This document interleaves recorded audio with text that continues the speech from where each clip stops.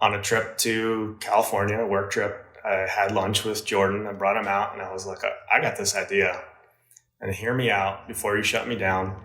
Let's use my network of bands that I know that are current, that are connected to, this next generation of kids who go to shows and buy records. And let's pay tribute to the back catalog, not an isolated band within the catalog, but let's actually pay tribute to Revelation Records. And if anybody knows Jordan, he is one of the most humblest people on the planet that I know, who has plenty of room to actually not be humble and be, very prideful, which I know he is as well. But I just kept waiting for him to shut it down. Like, no, no one cares. And in a nutshell, he was like, hey, look, if you put it together, I'll put it out. And it was a 3-year journey. I had no budget, but I had a lot of people who I knew who were in bands. When I approached them, I was like, hey, you want to do a cover song from, the back catalog of Revelation? And we're going to put it out. Rev's going to put it out. And bands that always wanted to be on Revelation got a chance to record a song and have it come out on Revelation, including Backlash, which was the only thing I asked for. It was like, I'm putting Backlash on it. You can't say no. And that was actually a year we recorded and played CBs for the first time. It was in 2006. So the shoe conversation came up because Jordan was like, hey, well, you work at Adidas. Can we do a shoe? And I mean, my apprehension was as thick as it could have been. I was like, I don't think so, man, but let me find out. And long and short, there were a couple people in the building who cared.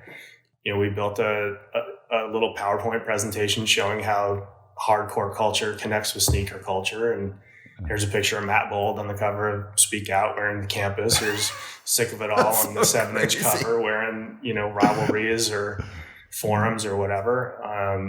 And, we just built up this, I guess, credibility, authenticity story if it was ever needed. But we really just kind of snuck it through.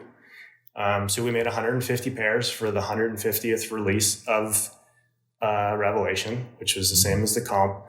It was all vegan materials. We had a designer from the UK who was working at Adidas at the time, big hardcore fan when he was growing up in England. And we made it happen. And it only went to guys and girls who were on the compilation.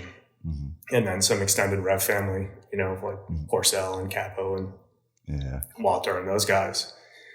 So yeah, I mean, that was one of the funnest times I've had, working on a collaborative project. That's such a sick story, man. And I remember those things getting rolled out and I was like, I'm a hardcore kid. So a record comes out and 100 copies of something are made. You're like, oh, I'm getting a copy. Or like, it's like the Floor Punch 7-inch gold. I'm going to get that somehow, right? And the sneakers came out and I don't know. At the time I was like, man, I thought it was super cool, but I wasn't like, oh, I must have those.